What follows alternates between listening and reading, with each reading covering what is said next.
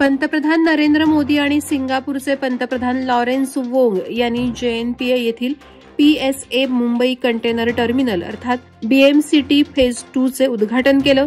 मुख्यमंत्री देवेंद्र फडणवीस यांनी या टर्मिनलमुळे महाराष्ट्र पुढील 100 वर्षांसाठी समुद्री क्षेत्रातील महासत्ता बनेल असा विश्वास व्यक्त केला. 100% अक्षय ऊर्जेवर चालणारे हे टर्मिनल 4.8 दशलक्ष TEU क्षमतेसह भारतातील सर्वात मोठे कंटेनर हाताळणी केंद्र आहे. यामुळे जागतिक पुरवठा साखळीत भारताचं स्थान बळकट होईल. उद्घाटनास केंद्रीय मंत्री सर्बानंद सोनोवाल, खासदार श्रीरंग बारणे यांच्यासह मान्यवर उपस्थित होते.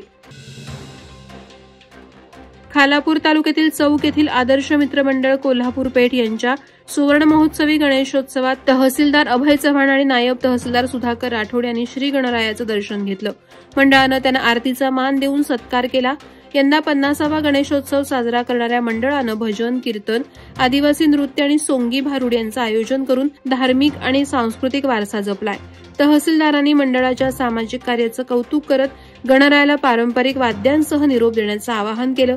यावेळी मंडळाचे अध्यक्ष नितीन देशमुख, विनोद भोईर, दत्ता कोळी, बाबू भोईर, मंगेश म्हामुणकर आणि कार्यकर्ते उपस्थित होते.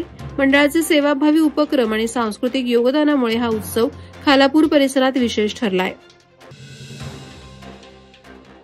कर्जत पोलिसांनी सराईत गुन्हेगारांविरुद्ध मोठी कारवाई करत टोयोटा इनोव्हा कार चोरी प्रकरणी 2 कुख्यात आरोपींना राजस्थानमधून अटक केली. 21 ऑगस्ट 2025 रोजी पहाटे सद्दाम मिस्त्री यांच्या शोरूम जवळून 10 लाखांची ही कार चोरी झाली होती. पोलीस अधीक्षक आंचल दलाल यांच्या मार्गदर्शनाखाली पोलीस निरीक्षक संदीप भोसले यांच्या पथकानं तपास सुरू केला. सीसीटीव्ही फुटेज अस्पष्ट असल्याने आव्हान असतानाही कर्जत, नेरळ, खोपोली परिसरातील फुटेज आणि तांत्रिक तपासाद्वारे आरोपी ओम प्रकाश बिश्नोई वय 34 आणि अशोक कुमार बिश्नोई वय 47 यांना बाडमेर, जालौरमधून ताब्यात घेतलं.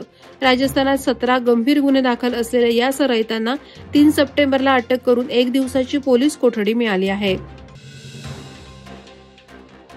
रोहा पोलीस ठाण्याच्या हद्दीतील महादेववाडी येथे 2 सप्टेंबर 2025 रोजी सायंकाळी 6:30 वाजता धक्कादायक घटना घडली असून लहुगुणाजी शिद याने आपल्या पत्नी आणि भावामध्ये अनुचित संबंध असल्याच्या संशयातून रागाच्या भरात आपल्या भावावर लोखंडी सळीनं हल्ला केला. या हल्ल्यात त्याचा भाऊ गंभीर जखमी झाला. रोहा पोलिसांनी तात्काळ कारवाई करत 3 सप्टेंबर रोजी पहाटे आरोपीला अटक केली. भारतीय दंड संहिता कलम 109 अंतर्गत गुन्हा दाखल करण्यात आला असून पोलीस निरीक्षक मारुती पाटील यांच्या मार्गदर्शनाखाली तपास सुरू आहे. उरण तालुक्यातील बहुतांश पुलांवर अवजड वाहतुकीमुळे सध्या खड्ड्यांचं साम्राज्य निर्माण झालंय. नवघर, बोकडविरा, न्हावाशेवा पोलीस ठाणे, करळ, जासई, चिर्ले, पागोटे आणि धुतुम या परिसरातील पुलांवर हे खड्डे दिसून येत आहेत. या खड्ड्यांमुळे वाहनांना मार्गक्रमण करताना अपघात होण्याचं प्रमाण वाढलंय. अनेक वेळा वाहने खड्ड्यात अडकून पडतात किंवा त्यातून वेगाने जाताना नियंत्रण सुटून दुर्घटना घडतात. मात्र प्रशासनाकडून या गंभीर समस्येकडे जाणीवपूर्वक दुर्लक्ष होत असल्याचे गंभीर आरोप होत आहेत. या खड्ड्यांमुळे कोणतीही जीवितहानी होण्यापूर्वी ते तातडीने बुजवावेत अशी मागणी स्थानिक प्रवासी वर्गातून होत आहे. अलिबाग तालुक्यातील झिराड येथील ठाकूर आळीतील तलावात 2 सप्टेंबर 2025 रोजी सायंकाळी 5 वाजता गणपती विसर्जनादरम्यान अनिल बुधा नाईक वय 44 यांचा तलावात दुर्दैवी अंत झालाय. विसर्जनानंतर घरी परतताना अनिल बेपत्ता होते. त्यांचे टी-शर्ट आणि चप्पल तलावाजवळ सापडल्याने मांडवा पोलिसांनी शोध सुरू केला. बुधवार सकाळपासूनच स्थानिक आणि रोहा रेस्क्यू पथकाच्या मदतीनं शोध घेतला असता सायंकाळी 5:15 वाजता अनिल यांचं तलावातून बाहेर काढण्यात आलं. मांडवा पोलिसांनी आकस्मिक मृत्यूची नोंद केली असून पुढील तपास पोलीस निरीक्षक सोमनाथ लांडे यांच्या मार्गदर्शनाखाली सुरू आहे. नागोठणे पोलीस ठाण्याच्या हद्दीत विविध प्रकारचे अवैध धंदे तसंच गुटखा आणि सुगंधी पान मसाला विक्री प्रकरणी नागोठणे पोलीस ठाण्याचे प्रभारी अधिकारी सचिन कुलकर्णी अॅक्शन मोडवर आलेत.